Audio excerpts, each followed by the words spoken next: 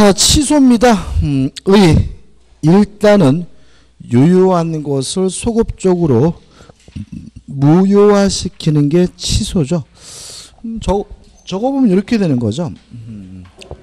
취소란 유효한 것을 취소하게 되면 처음으로 돌아가서 소급해서 무효가 되는 것이 취소죠. 따라서 취소할 수 있는 법률행위는 유효이긴 한데 취소하게 되면 무효로 뒤바뀔 가능성이 있기 때문에 뭐가 되는 거죠? 유동적 유효가 되는 거죠. 그래서 예를 들어 가지고 사기에 의한 의사표시는 취소할 수 있잖아요. 사기에 의한 의사표시는 무효다 그러면 뭐죠? X죠. 취소할 수 있다는 말은 유동적 유효라는 얘기니까요. 그래서 또 시험 문제 가급 이런 것도 나왔어요. 다음 중 그 효과가 확정적이지 않은 것은, 그러면 확정적이지 않다는 말은 유동적인 것을 찾으라고 하는 건데 우리는 뭐만 떠올라요? 유동적 무효만 떠오르는 거죠. 근데 답은 뭐였어요? 강박에 의한 의사표시가 답이었거든요. 왜요? 강박에 의한 의사표시는 취소할 수 있고 취소할 수 있다는 말은 뭐죠? 유동적 유효니까 확정적이지 않은 거죠. 아무튼 유동적 유효를 말하고요. 그 다음에 하단에 2번 취소에 관한 일반적 규정의 적용 범위가 나오는데 큰 의미는 없는데요. 뭐 일단 그걸 왜 써놨는지 모르겠는데 우리는 취소 사유만 일단 기억해 보자고요. 제한 능력자가 법률행위라면 뭐 할 수 있죠? 취소할 수가 있다.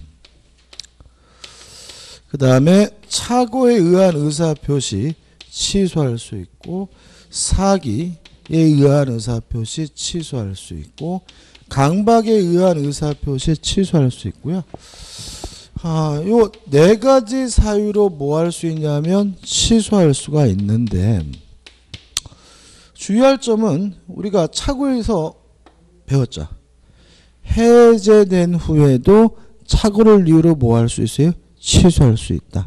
왜냐하면 해제당하면 손해배상을 해줘야 되지만 착오를 이유로 취소하면 뭐 할 필요 없어요? 손해배상할 필요가 없으니까요. 그거 좀 주의하시고 그 다음에 또 하나 조심할 것은 제한 능력자의 법률행위는 제3자를 전혀 보호하지 않는다. 다시 말하면 제3자가 선이라 하더라도 뭐 받지 못해요? 보호받지 못하고요. 그 다음에 착오, 사기, 강박 세 가지는 선의의 제3자에게 대항할 수가 없다. 선의의 제3자를 뭐 하고 있습니까? 보호하고 있다는 거 요거 주의하시기 바랍니다. 그래서 제한 능력자를 이유로 취소한 경우에 제3자는 선이라 하더라도 보호받지 못하고요. 착오, 사기, 강박에 의한 의사표시는 선의 제3자에 대항하지 못한다. 대항하지 못한다죠.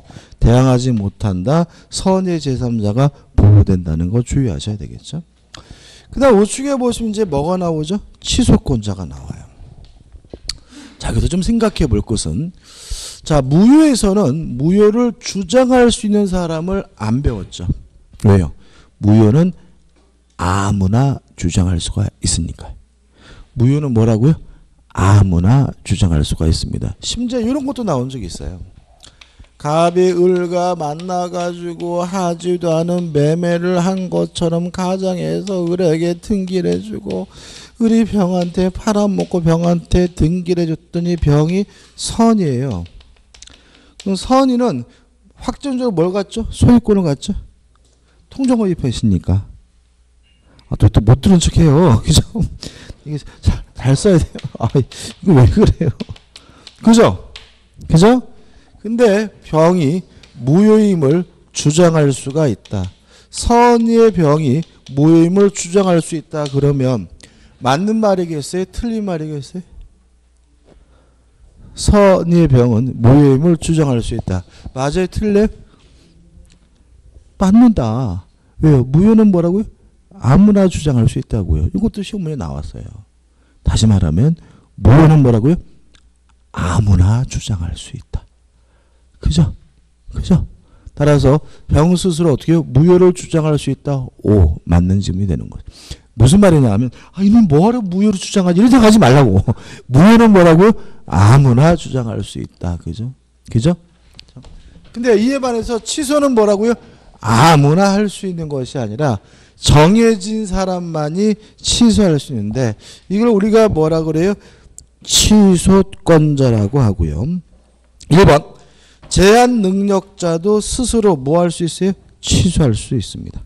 제한 능력자도 스스로 취소하고자 한다. 취소할 수 있다는 말은 제한 능력자는 동의 없이도 뭐 할 수 있어요? 취소할 수 있고 2번 하자 있는 의사표시자라고 나와 있지만 나눠서 기억하셔야 되겠죠. 착오, 사기, 강박에 의한 의사표시자도 뭐 할 수 있어요? 취소할 수 있고 그 다음에 대리인도 취소할 수 있는데 주의하실 것은 법정 대리는 별도의 임의 대리는 별도의 뭐죠? 수권이 필요하다. 기억나시나요? 임의 대리는 시킨 일하면 임무를 안수하면 대리권이 뭐죠? 소멸되므로 자신이 한 행위를 뭐 할 수 없어요? 취소할 수 없고요. 임의 대리인이 취소하기 위해서는 취소권에 관한 뭐가 필요하죠? 별도의 수권이 필요하죠.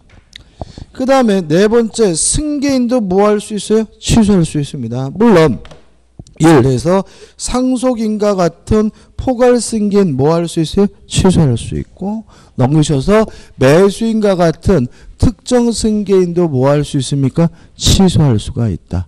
근데 이 승계인이 취소할 수 있다는 거 꼭 기억해 두셔야 돼요. 자꾸 빼먹어요. 그러니까는 여기서 틀리게 되는 이유는 뭐냐면 승계를 빼먹어서 틀린 경우가 많아요. 승계인도 뭐 할 수 있죠? 취소할 수 있습니다. 그 다음에 취소의 방법. 취소는 승낙을 받지 않고 일방적으로 하는 단독행위고 따라서 취소권은 뭐가 돼요? 형성권이 되고요. 2번 취소의 상대방 해가지고 법률행위의 상대방이 되어야 한다. 그죠? 그래서 교재 보시면 상대방이 누구냐 그랬더니 법률행위의 상대방이라 되어 있죠. 상대방이 누굽니까 그랬더니 뭐죠? 상대방이 상대방입니다. 이런 답이잖아요. 그죠? 그래서 추가할 게 있는데 법률행위의 상대방 요 앞에다가 원래의 요런 말을 써놔야 되겠죠. 원래의 법률행위 상대방이다. 다시 말하면 현재 권리자에게 취소하는 것도 아니고요. 사기친 놈, 강박한 놈한테 취소하는 것도 아니고 누구한테 취소합니까? 취소하고자 하는 원래의 상대방에게 취소를 합니다. 그 취소의 상대방 옆에다가 하늘배 찍혀가지고 한 명 이거 하나 메모해 주세요. 취소의 상대방은 항상 몇 명입니까? 한 명입니다. 그래서 우리가 누가 누구에게 취소하느냐 문제가 은근히 잘 나오는데 취소의 상대방은 뭐죠? 한 사람이다. 기억해 두시고 박스에 나와 있는 사례는 제가 전에 한번 설명드렸던 사례예요. 한번 생각해 볼까요? 자, 이런 얘기죠. 갑이 을과 만나가지고 지상권 설정 계약을 했어요. 근데 우리가 알다시피 지상권을 함부로 설정할 게 아니잖아요. 근데 왜 지상권을 을에게 설정하기로 했냐면 무가 갑에게 사기치는 바람에 사기를 당해서 갑이 을과 지상권 설정 계약을 했고요. 을이 계속 지상권을 가지고 있었던 것은 아니고 지상권을 정에게 양도해서 현재 정이 뭐죠? 지상권자고요.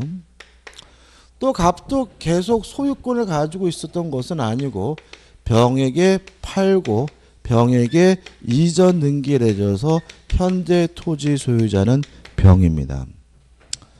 첫째, 지상권 설정 계약이 사기로 체결됐다는 이유로 지상권 설정 계약을 취소하고자 해요. 취소권자는 누군가요? 누가 취소할 수 있죠? 갑. 또 없나요? 네, 갑과 병이 취소할 수 있다. 병은 뭐죠? 승계인이죠. 그죠? 병은 뭐라고요? 승계인. 땅을 산 사람이잖아요. 여기서 틀게 되는 이유는 자꾸 병을 빼먹어요. 그래서 승계인도 뭐가 있어요? 취소권이 따라서 갑 또는 병이 뭐죠? 취소권자가 되는 거죠. 동의하시죠? 그죠? 상대방 누구한테 취소해야 돼요? 을에게 하는 거다. 을. 다시 말하면 취소하고자 하는 원래 법률행위 상대방이 뭐죠? 취소의 상대방이죠.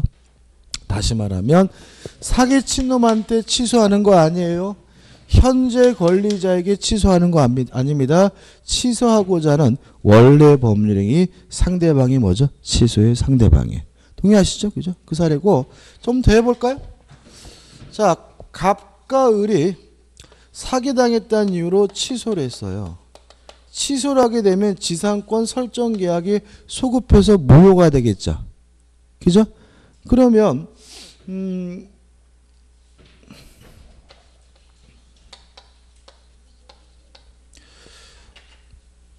소유권에 기한 반환을 청구할 수 있겠죠.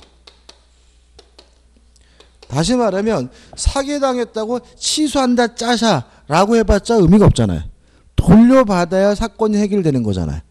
자, 소유권에 기한 반환 청구권자는 누굴까요? 누가 반환을 청구할 수 있죠? 취소한 후에? 갑이요? 병이 할 수 있는 거죠. 병만.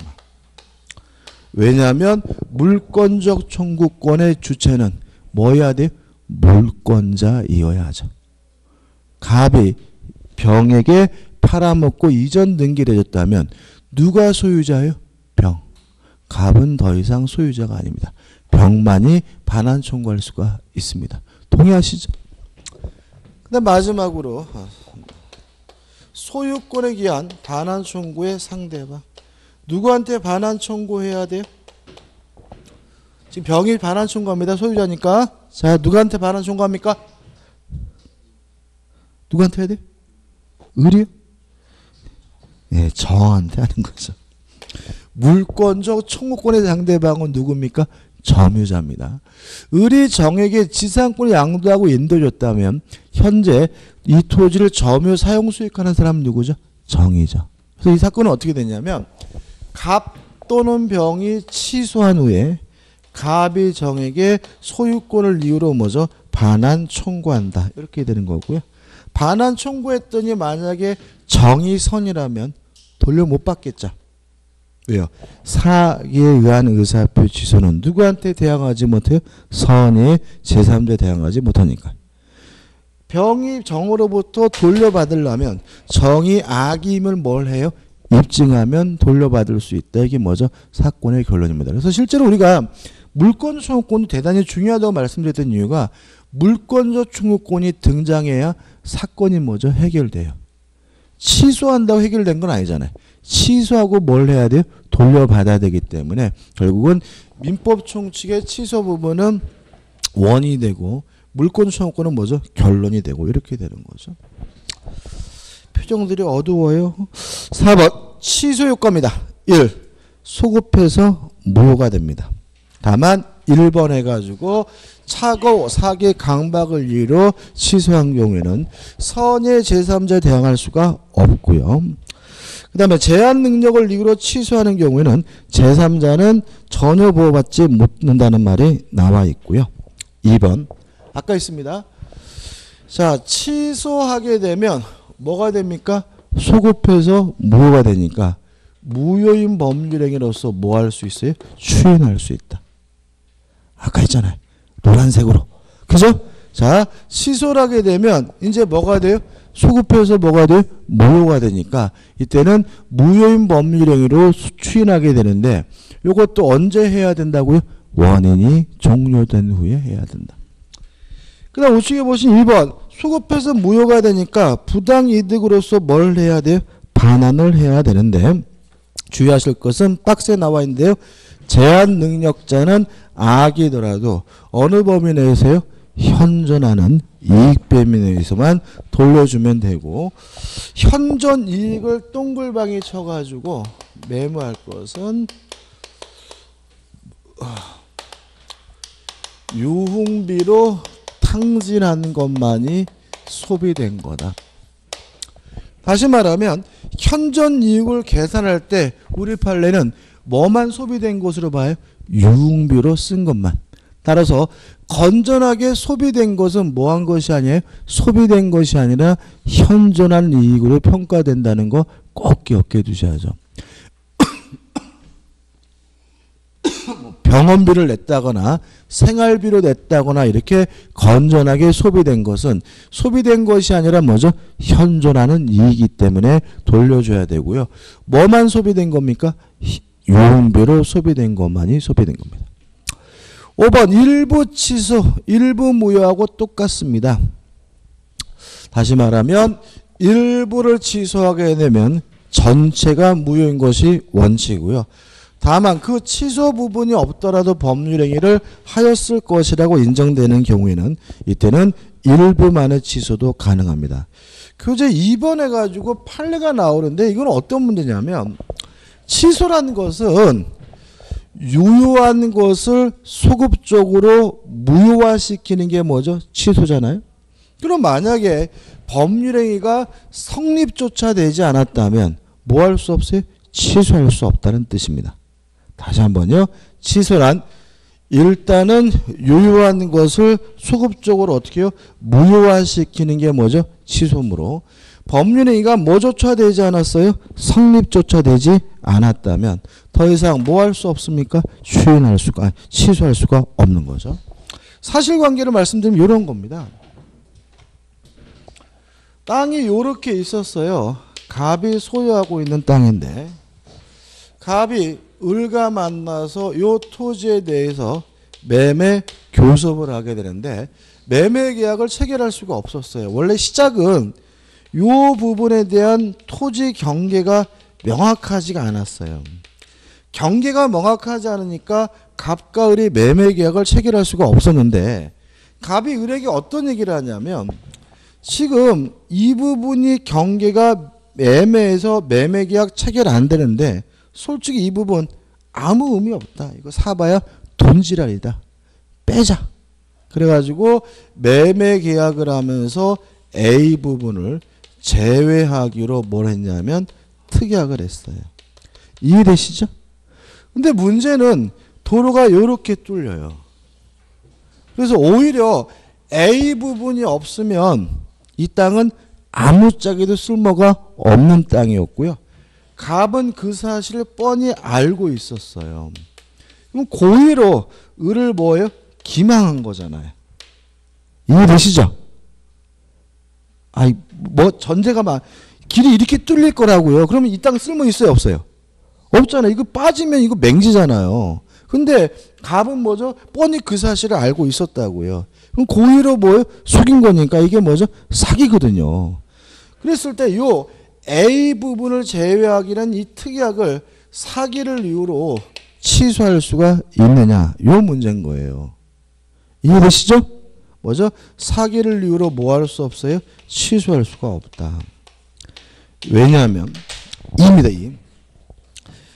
매매 계약 체결 시 토지의 특정 부분을 매매 대상에서 제외시키는 특약을 한 경우 이는 그 특정 부분에 대하여 어떠한 법률행위가 이루어진 것으로 볼 수는 없으므로 이게 무슨 말이에요? 특정 부분에 대해서 계약이 뭐조차 되지 않았어요? 성립조차 되지 않았으므로 그 특약만을 기망에 의한 법률행위로서 뭐 할 수는 없어요? 취소할 수는 없다. 왜냐하면 취소란 유효한 것을 소급적으로 무효화시키는 것이니까 성립은 해야 취소할 수 있을 것이고 제외됐다면 제외된 부분에 대해서는 계약이 뭐조차 되지 않았어요? 성립조차 되지 않았으므로 사기를 이유로 뭐 할 수 없어요? 취소할 수 없죠. 6번 취소할 수 있는 법률행위 추인입니다. 만약에 추인하게 되면 더 이상 뭐 할 수 없어요? 취소할 수가 없으니까 추인하게 되면 더 이상 유동적 유효가 아니라 뭐로 바뀌죠? 확정적 유효로 바뀌죠. 다시 말씀드리면 취소할 수 있는 법률행위는 추인할 수 있고 확정적으로 뭐가 됩니까? 유효하게 되는데 요건에서 1번 추인권자, 취소권자가 추인을 해야 되는데 2번 언제 해야 됩니까? 원인이 종료된 후에 해야 됩니다. 따라서 제한 능력자는 능력자가 된 후에 추인할 수 있습니다. 만약에 제한 능력자가 제한 능력인 상태에서 추인하겠다 하더라도 의미가 없습니다. 다시 한번요. 취소권자가 추인할 수 있는데 언제 할 수 있습니까? 원인이 종료된 후에 할 수 있습니다. 따라서 제한 능력자라면 제한 능력 상태에서 벗어난 후에 비로소 뭐 할 수 있어요? 추인할 수 있습니다. 만약에 제한 능력인 상태에서 추인하겠다고 해도 아무런 의미가 없습니다. 또 사기, 강박, 착오에 의한 의사표시자도 그 상태에서 벗어난 후에 해야 됩니다. 사기 상태, 강박 상태, 착오 상태에서 추인하게 하겠다고 하더라도 의미는 없습니다. 다만 진하게 나와 있는 것처럼 법정 대리는 제한이 없죠. 다시 말하면 미성년자가 한 법률행위라면 미성년자는 능력자가 된 후에야 비로소 뭐죠? 추인할 수 있지만 법정 대리인은 미성년자인 상태에서도 뭐 할 수 있습니까? 추인할 수 있는 거죠. 3번 취소할 수 있는 것이면 어떻게 해요? 알고서 추인해야 하고 넘겨보시면 추인의 방법 특별한 제한이 없고요. 말로 하든 문서로 하든 상관이 없고 일방적 의사표시로서 하고 4번 추인의 효과 추인하게 되면 더 이상 뭐 할 수 없습니까? 취소할 수 없다. 확정적으로 뭐죠? 유효가 됩니다. 자, 그 다음에 이제 법정 추인이 나오는데 일단 추인은 명시적으로 할 수도 있고 묵시적으로도 할 수 있는데 요 묵시적 추인을 우리가 뭐라 그러냐면 법정 추인이라고 합니다. 요 법정 추인도 반드시 언제 해야 돼요? 원인이 종료된 후에 해야 됩니다. 언제 해야 됩니까? 원인이 종료된 후. 따라서 제한 능력자는 능력자가 된 후. 그 다음에 사기, 강박, 착오에 의한 의사표시자는 그 상태에서 벗어난 후에 해야 되는데 교재 보시면 총 6가지가 나와 있죠. 이거 머리 글자를 따서 외우지 마세요. 그죠? 크게 기억하시는데 2가지죠. 이행과 관련된 행위와 권리를 양도하는 것이 뭐죠? 법정 추인이다. 이렇게 크게 기억하시는 거예요. 그래서 교재 보시면 1. 전부나 일부의 이행. 이행이죠. 2번 이행과 청구도 이행입니다. 3번 경계 이행인가요? 이행이죠. 경계도 이행이에요. 그 다음에 담보 제공 4번 이것도 넓은 의미에서 뭐죠? 이행이고 권리를 양도하는 거 나와 있고 그 다음에 6번 강제 집행도 왜 하는 거죠? 이행 받으려고 하는 거죠. 그래서 크게 기억하셔야 돼요. 왜냐하면 여기 나온 6가지가 전부가 아니라서 그래요. 이행과 권리 양도가 뭐라고요? 법정 추인이다. 크게 기억하시고 꼭 잊지 마셔야 될 것은 뭐냐 하면 이행을 청구하고 권리를 양도하는 것이 이것이 법정 추인이 되려면 누가 해야 되는 거죠? 취소권자가 해야 된다. 상대방이 이행을 청구하고 상대방이 권리를 양도하는 것은 뭐가 될 수 없어요? 추인이 될 수 없다. 꼭 기억해 두셔야 됩니다. 그죠? 다시 한번요. 원인이 종료된 후 취소권자가 이행을 청구하거나 원인이 종료된 후 취소권자가 권리를 양도하는 것은 뭐죠? 추인입니다. 따라서 더 이상 뭐 하지 못해요? 취소하지 못합니다. 유의하실 것은 상대방이 이행을 청구하고 상대방이 권리를 양도하는 것은 뭐가 될 수는 없습니까? 추인이 될 수는 없습니다. 다시 한번요. 원인이 종료된 후 취소권자가 이행을 청구하고 취소권자가 권리를 양도하는 것은 뭐예요? 추인이지만 상대방이 이행을 청구하고 상대방이 권리를 양도하는 것은 뭐가 되지 않습니까? 추인이 될 수 없다는 거 꼭 기억해 두시기 바랍니다. 끝입니다. 우측에 법정 추인의 효과 더 이상 뭐하지 못합니까? 취소하지 못합니다. 그 다음에 취소권의 단기 소멸에서 제척기간이 나오죠. 1 읽어봅니다. 취소권은 추인할 수 있는 날로부터 3년입니다. 언제부터 3년이라고요? 추인할 수 있는 날. 법률행위를 한 날로부터 10년입니다. 언제부터 10년이라고요? 법률행위를 한 날로부터 한 10년입니다. 우리 민법에서는 숫자가 나오면 앞에 말이 중요하죠. 그죠? 그래서 추인할 수 있는 날, 원인이 종료된 날로부터 3년, 법률행위를 한 날로부터 먼저 10년 이렇게 되고 2번은 의미가 없고 그 다음에 3번 제척기간 해가지고 내용이 나오는데 한번 좀 정리를 해볼게요.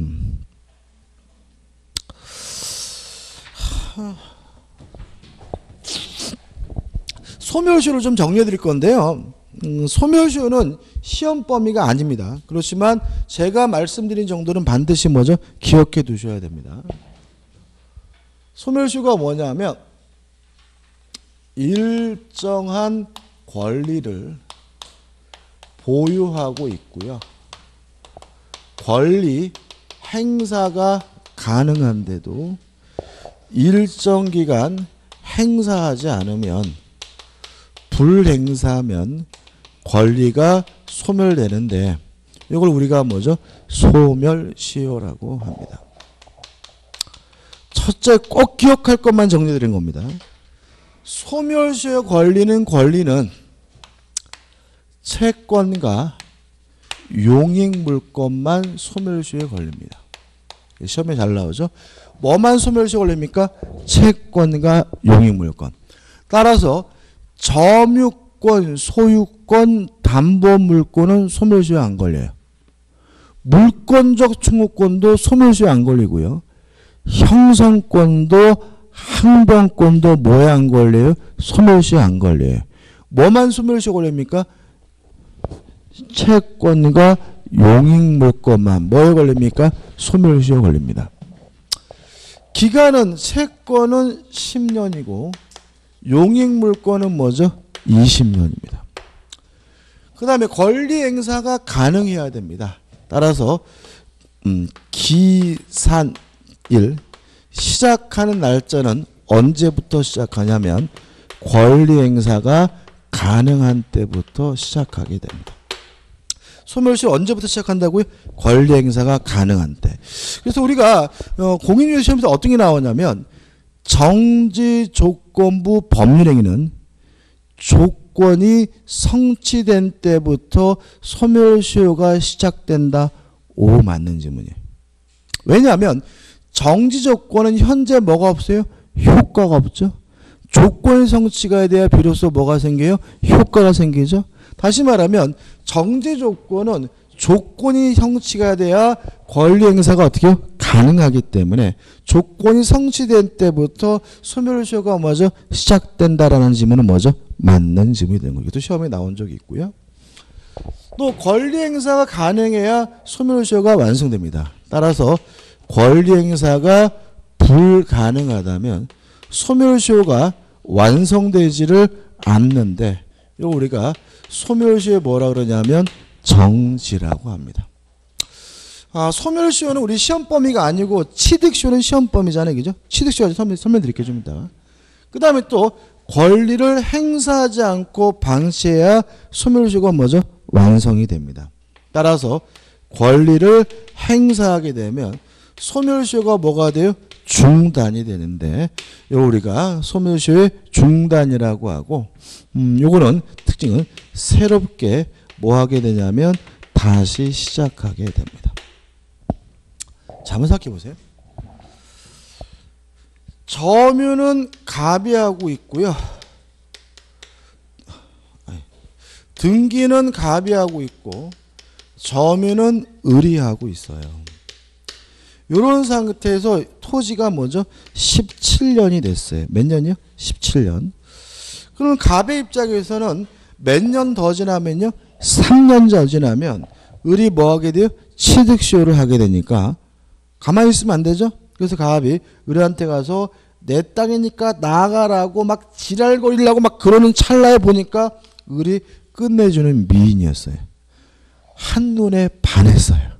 그래서 둘이 뭘 했냐면 혼인을 하게 되면 을은 갑은 을에게 내 땅인데 나가라고 권리 행사가 뭐가 돼요? 불가능해진 상태가 돼요. 따라서 혼인하고 있는 기간 동안은 소멸시효가 뭐 되잖아요? 완성되지 않아요. 취득시효가 뭐 되잖아요? 완성되지 않아요. 여기 뭐죠? 소멸시 취득 시효의 뭐죠? 정해진 겁니다. 이해되시죠? 딱 멈춰 있는 거예요. 그래가지고 이제 어떻게 해요? 30년 동안 잘 살았어요.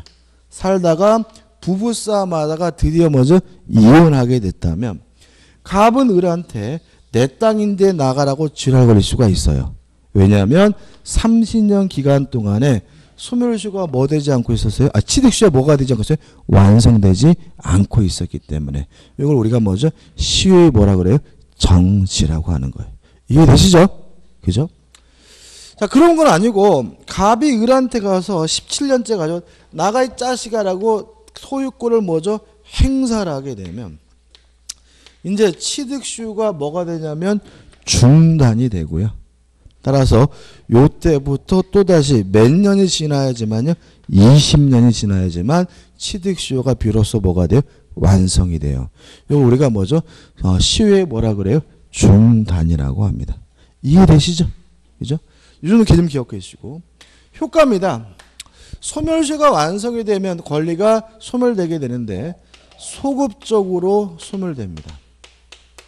소급해서 뭐가 돼요? 소멸이 되고요. 주의하실 것은 만약에 용익물권이 소멸시효가 완성이 되면 등기하지 않아도 소멸됩니다. 왜냐하면 소멸시효가 완성된다는 말은 법률행위에 의한 물권 변동이 아니니까 뭐 하지 않아도 등기하지 않아도 소멸시효가 완성되는 순간 용익물권은 자동으로 뭐가 돼요? 소멸되게 되고요. 그 다음에 소멸시효가 완성이 됐을 때 이것이 재판에서 문제가 됐을 때는 뭐가 필요하냐면 주장이 필요합니다. 왜냐하면 주장을 하지 않는다면 법원은 직권으로 뭐 하지 않습니까? 고려해주지 않습니다. 교재 나오는 내용은 여기 거죠. 그 다음 이것과 구별해야 될 것이 뭐라고요? 제척기간이라고 했죠.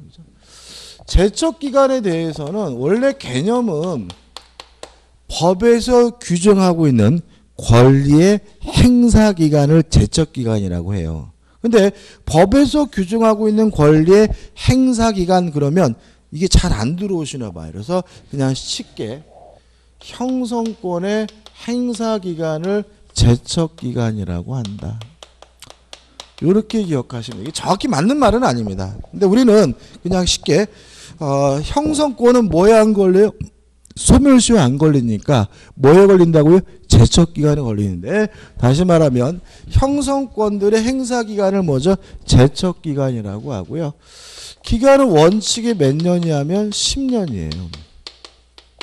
그래서 일반적으로 형성권이라고 불리는 권리는 별말 없으면 몇 년 동안 행사할 수 있는 거죠? 10년 동안 행사할 수가 있는 겁니다. 다만 취소권이라는 형성권만은 기간이 뭐죠? 두 가지죠. 법률행위를 한 때부터 기준으로 하면 몇 년이죠? 10년.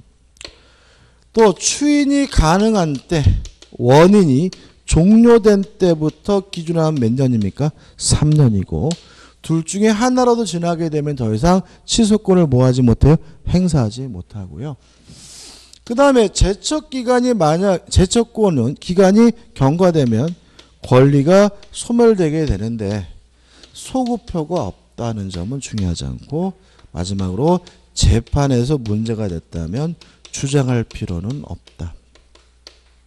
다시 말하면 제척기간이 경과됐는지 안 됐는지는 누가요?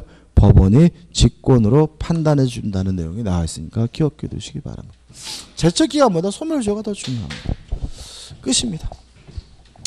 그 다음에 이제 한 장을 넘기시면 이제 뭐가 나오죠? 법률행위의 부간이 나옵니다.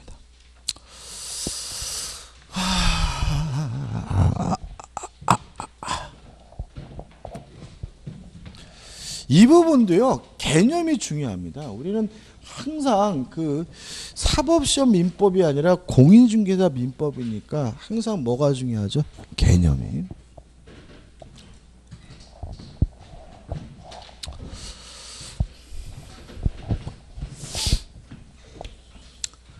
장래, 미래 발생이 불확실한 거, 발생할 수도 있고 안 할 수도 있고 불확실한 것은 뭐죠? 조건. 장래 발생이 확실한 것은 뭐죠? 기한입니다. 장래 발생이 불확실한 조건이 성취가 됨으로써 만약에 효과가 생긴다면 이걸 우리가 정지 조건이라고 하고요. 만약에 장래 발생이 불확실한 조건이 성취가 됨으로써 효과가 없어진다면 이걸 우리가 해제 조건이라고 하는데, 정지 조건은 효과가 생기는 것은 뭐죠? 장래일인 거죠. 따라서 정지 조건이란 현재 지금은 뭐가 없어요? 효과가 없지만 이 미래에 조건이 성취가 되면 효과가 생길지도 모르는 게 뭐예요? 정지 조건이므로 정지 조건은 대표적인 뭐가 되는 거죠? 유동적 무효가 되는 거죠.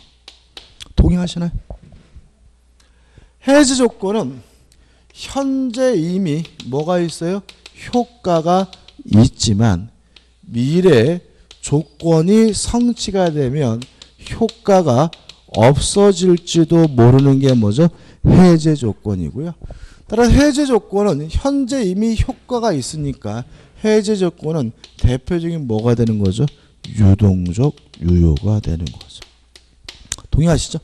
해제 조건이란 현재 이미 뭐가 있어요? 효과가 있지만 조건이 성취가 되면 효과가 없어지는 게 뭐죠? 해제 조건. 따라서 유동적 유효고요. 정지 조건은 대표적인 뭐죠? 유동적 무효입니다.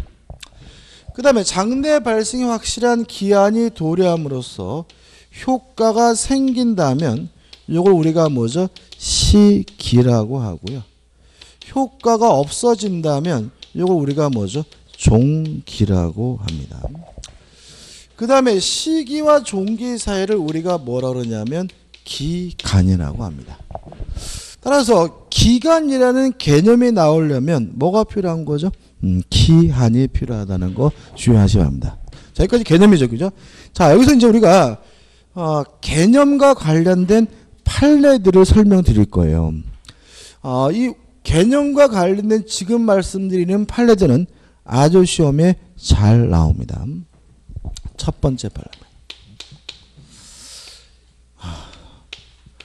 토지 임대차 계약을 하면서 임대차의 존속기간을 임차인에게 매도할 때까지 정했다면 이것은 기한이 아니라 조건이므로 이 토지 임대차는 존속기간에 약정이 없는 임대차다.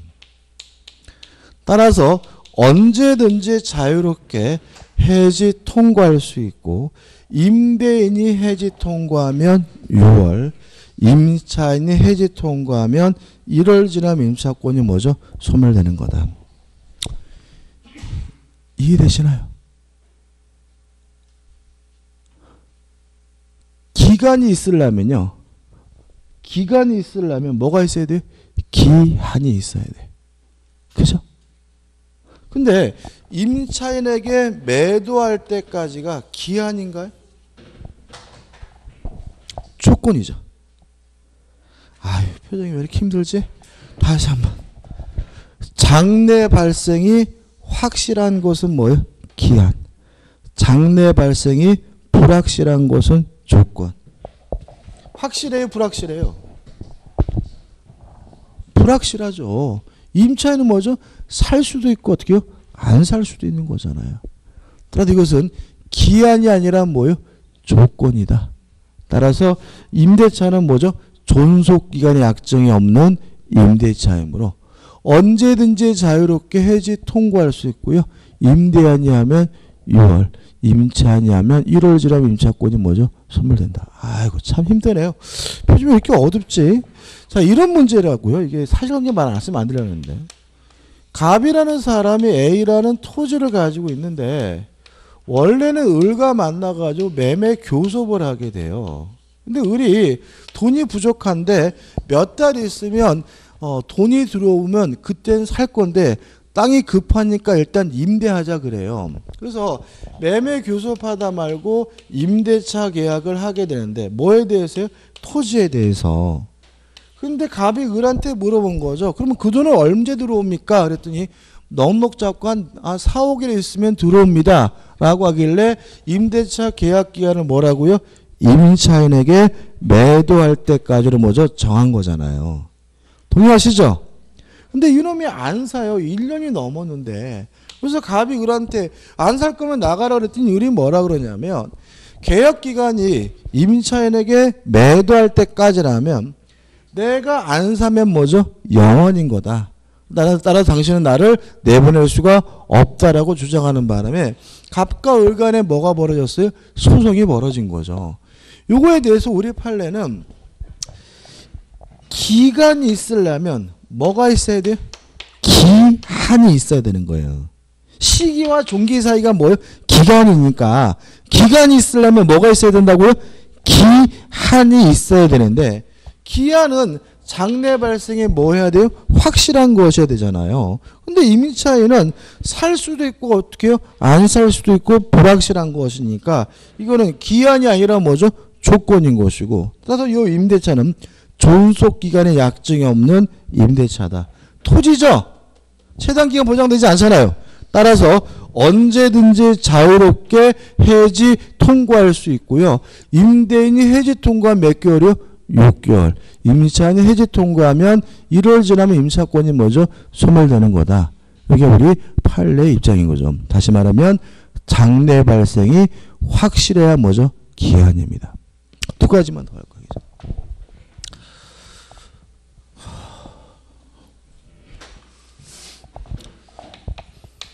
을이 갑에게요. 예를 들어 가지고 우리 시험 며칠 날 보죠? 28일 날 보나요? 28일 맞죠? 27일 날이에요? 얼마 안 남았죠. 예를 들어서 500만 원을 빌려주면서 지급기한을 10월 25일로 정했어요. 그래서 을이 갑한테 한 20일쯤에 전화해가지고 그런 거죠. 야, 돈 준비되겠어? 갚을 수 있겠어? 그러더니 갑이 뭐라 그래요? 야, 임마, 지금 정신없어. 나 지금 27일 시험 보잖아. 그럴 때 신경 쓸 시간이 안 돼. 라고 박박 우기니까 을이 뭐라 그랬어요? 그러면 시험 보면 갚아라. 라고 얘기를 했어요. 을이 갑한테 뭐라 그랬다고요? 시험을 보면 뭐죠? 변제해라. 라고 얘기를 했어.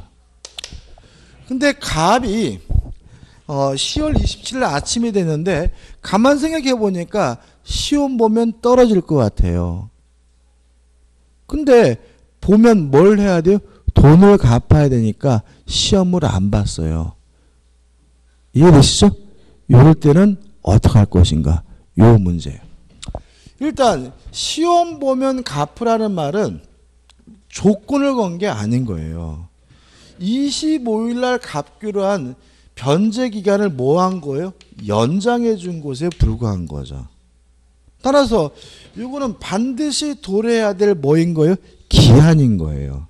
그래서 이 경우에는 시험을 보든 또는 안 보든 상관없이 반드시 뭘 해야 돼요? 변제를 해야 된다. 왜냐하면 시험을 보면 변제한다는 것은 조건이 아니라 뭐이기 때문에 기한이기 때문에요.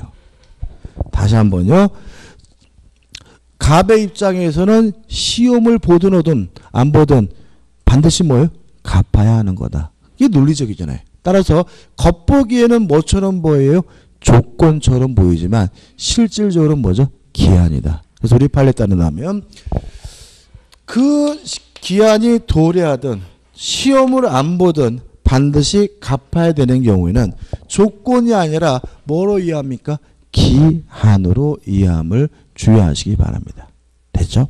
예, 조건과 기한의 개념에 관한 판례고 아주 중요합니다. 시험에 아주 잘 납니다. 이 두 가지. 하나만 더 하죠.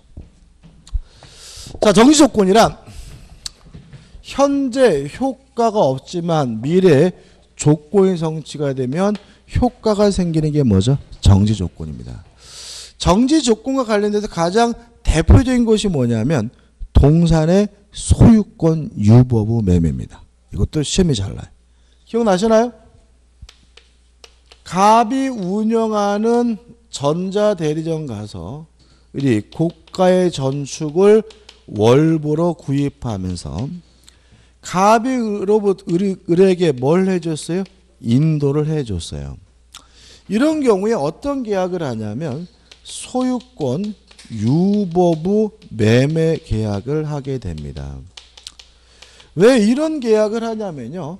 만약에 갑이 을에게 인도해 줬다는 이유로 을에게 소유권이 넘어가 버리게 되면 나중에 을이 월부금을 제대로 두지 않을 때 전축을 뭐 할 수 없어요? 돌고 되가져올 수가 없기 때문에요. 따라서 내가 너한테 인도해 주지만 아직도 소유권은 나에게 있다. 이런 계약을 우리가 뭐죠? 소유권 유보부 매매라고 해요. 정지 조건입니다. 왜냐하면 을의 입장에서는 현재 지금 뭐가 없어요? 소유권이 없죠. 정지 조건이 뭐라고요? 현재 뭐가 없어요? 효과가 없는 거잖아요. 다만 월부금을 완납하면 그때 비로소 뭘 갖게 돼요? 소유권을 갖게 되니까 대표적인 뭐가 돼요? 정지 조건부 거래고 이미 인도받았죠. 인도받았으니까 동산이니까 인도받았으니까 완납하는 순간 을은 자동으로 뭘 갖게 되는 거죠? 소유권을 갖게 되는 거죠. 다시 말하면 소유권 유보부 매매는 무슨 조건입니까? 정지 조건입니다. 따라서 양수인은 인도받았더라도 아직 뭐가 없어요? 소유권이 없지만 인도받는 순간 월부금을 완납하는 순간 자동으로 뭘 갖게 돼요? 소유권을 갖게 되고 이유는 뭐죠? 정지 조건이기 때문에 그렇습니다. 여기까지죠. 그죠? 표정이 지쳐 보이는데 아무튼 이 정도가 개념이고요. 지금 몇 가지겠죠? 자, 첫째, 임차인에게 매도할 때까지는 불확실한 것이 아니라 불확실한 것이 확실한 게 아니라 뭐죠? 불확실한 것이므로 기한이 아니라 뭐죠? 조건이다. 그죠? 두 번째, 시험 보면 변제하기로 한 경우에는 시험을 보든 안 보든 반드시 뭘 갚아야 되는 거니까 조건처럼 보이지만 실제로는 뭐죠? 기한이다. 세 번째, 소유권 유보부 매매는 대표적인 뭐죠? 정지 조건부 거래다. 따라서 매수인은 인도받았더라도 아직 뭐가 없어요? 소유권이 없지만 월부금을 완납하게 되면 소유권을 뭐죠? 갖게 된다. 요 세 가지 판례는 꼭 잊지 마셔야 되고 왜 제가 끝까지 강조하는지 아시겠죠? 그죠? 여기까지고 교재 내용은 점심 먹고 보자고요. 점심 먹고 보는데 우리가 지금 45분이잖아요. 그죠? 그러니까 우리가 2시 45분에 모이기죠. 몇 시요? 2시 45분에 모여서 그죠? 2시 40 맞죠? 그죠? 2시 45분에 모여서 다시 수업을 시작합니다.